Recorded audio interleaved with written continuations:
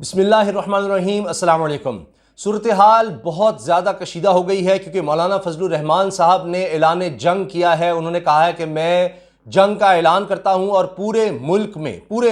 में पहिया जाम कर दिया जाए, सड़कें ब्लॉक कर दी जाएं और कारोबार को बंद किया जाए, यानी एक तरह से कारोबार को बंद करवाया जाए, दुकानें बंद करवाई जाए, सब कुछ। उन्होंने कहा कि कारकुन इस्लामाबाद पहुंचें, वज़ीर आज़म हाउस का घेराव किया जाए और जो इस्लामाबाद नहीं पहुंच सकता, वज़ीर आज़म हाउस का घेराव नहीं अगर करना, तो फिर जहां जहां है, जिस इलाके में है, वहां पर बाहर निकलकर सड़कें बंद कर दें।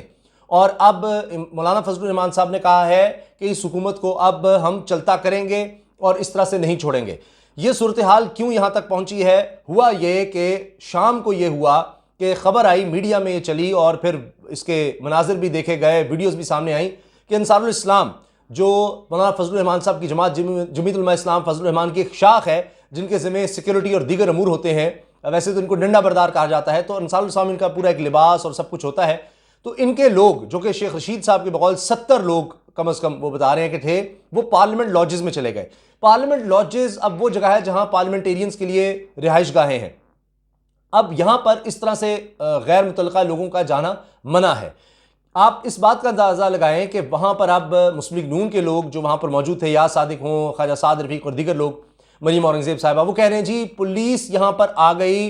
पुलिस ने यहाँ पर धावा बोल दिया, पुलिस ने गैर कानूनी कदम उठाया। यानी जिस जगह पुलिस भी नहीं जा सकती बगैर इजाज़त, आप सोचिए उस जगह पर 70 लोग, जिसको अब कहा जा रहा है हुकूमत की तरफ से ये प्राइवेट मिलिशिया है, वो 70 लोग चले जाते हैं और फिर पुलिस को वहाँ पर ऑपरेशन करना पड़ता है। काफ़ी देर ऑपरेशन किया जाता है। इससे पहले अली मोहम्मद खान साहब, नूर आलम, ये वहाँ पर मुज़ाकरात करते हैं और MNA जमीयत उलमा इस्लाम के सलाहुद्दीन साहब, उनके साथ मुज़ाकरात होते हैं, कोशिश की जाती है लेकिन मुज़ाकरात नाकाम होते हैं और फिर पुलिस को ऑपरेशन करना पड़ता है, दरवाजे तोड़कर लोगों को निकालना पड़ता है, पकड़ना पड़ता है। लेकिन ज़्यादातर लोग लिबास बदल कर, ज़ाहिर है कि वो फिर एक आम लोग लग रहे होंगे, वहाँ से चले जाते हैं। और फिर कुछ गिरफ्तारियां, 10 से 12 गिरफ्तारियां हुई हैं, जिनको कहा गया कि नामालूम मकाम पर मुंतकिल किया गया है या किसी थाने में ले जाया गया है। अब ये इतनी बड़ी एक यूं समझिए कि एक वारदात कह लें या एक वाकया हो गया है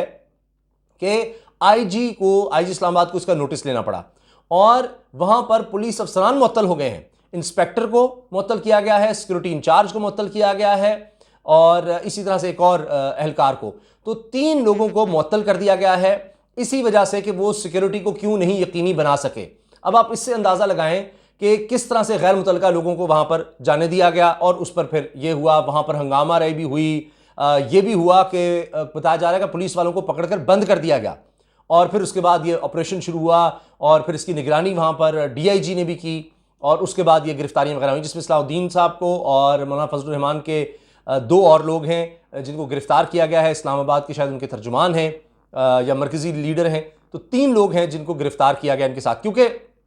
जब मुज़ाकरात हुए तो सलाहुद्दीन साहब ने कहा कि जी ये मेरे मेहमान हैं, यानी ये 70 लोग हैं, मेहमान हैं और मेरे मेहमानों को गिरफ्तार नहीं किया जा सकता, मैं इसकी इजाज़त नहीं दूंगा, आप मुझे साथ ले जाएं अगर जाना है तो। बहरहाल उनसे मुज़ाकरात हुए लेकिन वो नाकाम हुए और उसके बाद फिर पकड़ धकड़ शुरू हुई, पुलिस को भी ऑपरेशन करना पड़ा, कुछ लोग ज़ख्मी भी हुए हैं बताया गया है। अब सूरत हाल ये है कि शेख रशीद साहब कह रहे हैं कि ये अमन व अमान को ख़राब करने की कोशिश की जा रही है, हालात बहुत ज़्यादा ख़राब हो सकते हैं, खुदा न खास्ता ये अमन व अमान की सूरत हाल पैदा हो सकती है और वो चीज़ हमें होती नज़र आ रही है। अपोजिशन पूरी मौलाना फजलुर रहमान साहब की फुल सपोर्ट कर रही है, मुस्लिम लीग नून भी इसमें शामिल है और वो कह रहे हैं कि मैं PDM के सरबराह के तौर पर सबको कह रहा हूँ, यानी इसका मतलब है कि जितनी भी जमातें PDM में हैं पीपल्स पार्टी के अलावा, उन सबको कह रहे हैं। पीपल्स पार्टी वैसे तो साथ खड़ी है लेकिन अब देखना यह है कि क्या कराची को भी बंद किया जाता है, जहाँ पर पीपल्स पार्टी की गवर्नमेंट है, सिंध को भी बंद किया जाता है, वहाँ पर भी फजलुर रहमान साहब की बहुत ज़्यादा फॉलोइंग है सिंध के मुख्तलिफ इलाकों में, तो क्या उसको भी बंद किया जाता है।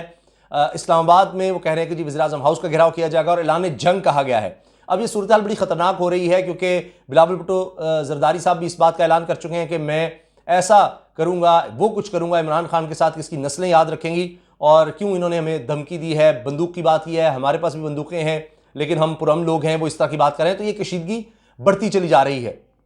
दोनों तरफ से लग रहा है कि मामलात आगे बढ़ रहे हैं और इस सूरत हाल को अब समेटने के लिए खुद इन्हीं रहनुमाओं को आगे आना होगा, वरना ये हालात बड़े ख़तरनाक होते चले जाएंगे जैसे जैसे अदम इत्मीनान की तहरीक का मामला आगे बढ़ेगा। और दूसरी तरफ ये नज़र आ रहा है कि पुलिस का लग रहा है कि वो किसी भी तरह से मतलब रिट चैलेंज जो हुई है रियासत की, उससे पीछे हटने को तैयार नहीं है कि कोई भी शख्स, इसके बाद ये होगा कि कोई भी शख्स जाएगा और जाकर कहेगा मैं 60-70 लोग लेकर आया हूं, ये मेरे मेहमान हैं, और इनको अंदर जाने दिया जाए, और वहां जाकर वो उनको बिठा लेगा, उनके लिबास भी चेंज कराए, सारा कुछ किया गया। अब मौक़िफ़ ये लिया गया जमीयत उलमा इस्लाम की तरफ से कि जी हमें खदशा था कि हमारे लोगों को अगवा किया जा सकता है, और यानी अपोजिशन के जो लोग हैं उनको अगवा किया जा सकता है, यानी हुकूमत उनके वोट कम करने के लिए ऐसा कर सकती है, इसलिए हम अपनी सिक्योरिटी के लिए इन लोगों को ले गए। इनके पास कोई असलहा नहीं था, कुछ नहीं था, इनको रोका नहीं जा सकता इस तरह से, तो ये कोई दहशतगर्द नहीं है, कोई गुंडे बदमाश नहीं है, ये तो हमारी शाख है अंसारुल इस्लाम, तो इनके लोग गए हैं, आप इनको रोक ही नहीं सकते,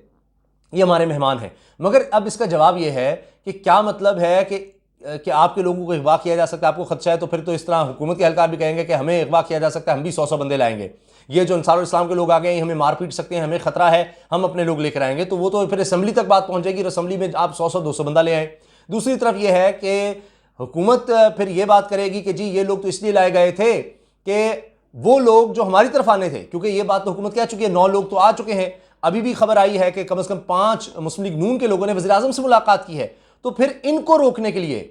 कि ये क्यों उस तरफ जा रहे हैं, इनको पकड़ा जाएगा कि जनाब इनको ज़बरदस्ती हमने लेकर जाना है। फ़र्ज़ करें कोई नहीं जाना चाहता और अदम इत्तेफाक तहरीक में वोट नहीं डालना चाहता, वहाँ पर मौजूद नहीं होना चाहता, तो उसको ज़बरदस्ती ले जाया जाएगा इन लोगों के थ्रू। तो ये मामला दोनों तरफ से हो सकता है, दोनों तरफ से अब ये इल्ज़ामात हैं, और ये भी कहा गया है साद रफ़ीक साहब की तरफ से, या सादिक साहब के जी हम तो वहाँ पर एक मीटिंग कर रहे थे और हमें पता लगा कि यहाँ पर पुलिस घुस आई है, जो कि एक गैर कानूनी तौर पर अमल है। फिर जब पार्लियामेंट लॉजेस में पुलिस पहुंची है तो वहाँ पर फ्लोर पर जब पहुँच गए सलाउद्दीन साहब के,